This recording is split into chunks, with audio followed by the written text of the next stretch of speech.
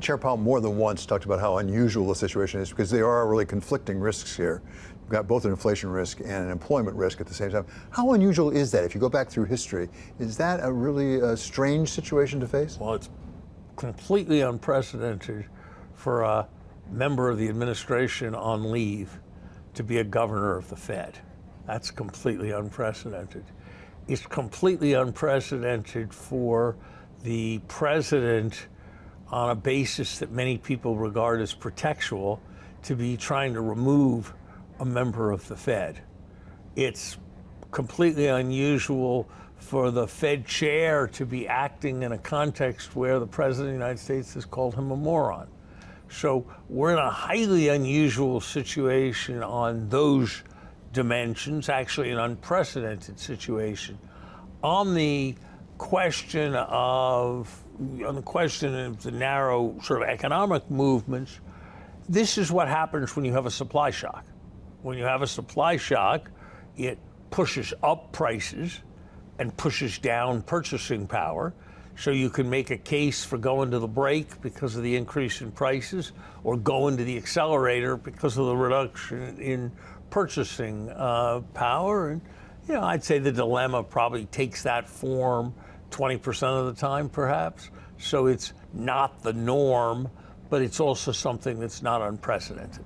Chair Powell said that when it comes to tariffs, which is part of the uncertainty, that the consensus of the Fed right now is a one-time price hit. He didn't use the word transitory, but he sort of came close to transitory. Is he right? Does he have reason to be confident that after an initial spike up, it'll come back down? Well, I think it's important to distinguish two concepts of one shot or transitory.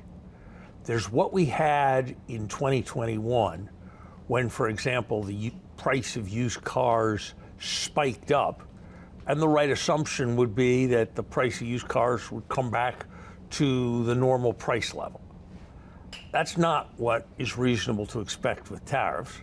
With tariffs, you're getting a permanent increase in the price of the goods that are tariffed, but the question is whether that's going to be an ongoing rate of change or a one-off level of adjustment. Nobody thinks particularly that it's going to be a reversed change. So this is already more problematic than the kind of supply shock people saw in 2021. And the chair's clearly right that if you're just looking at, is the tariff going to get raised again and again and again, that's very unlikely.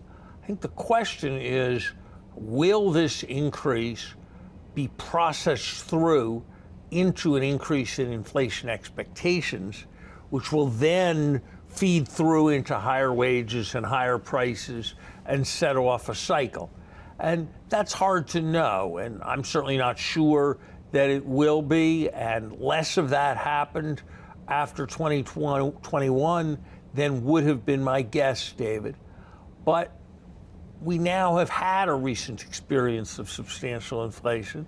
We now have a more politicized Fed. It's a process that's playing out over a long time period.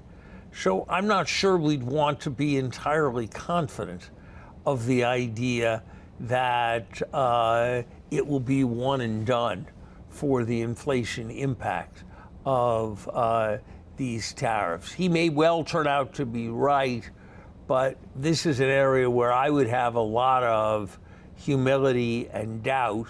And I regard the biggest risk in this situation is being that we lose contact with our 2% inflation target and become a country with an inflation psychology. And if I were sitting in Chair Powell's shoes, my greatest concern would be very much on that side. And I think that I wish the Fed had gone even further than it did to show that kind of sensibility, particularly because of all the political pressure, where there's so many people who are just looking for evidence that the Fed is being craven. I don't think the Fed is. I don't think they're doing it based on political pressure. But I think you have to bend over backwards at a moment like this, and I'm not sure they've bent over quite as far backwards as I would have liked to see.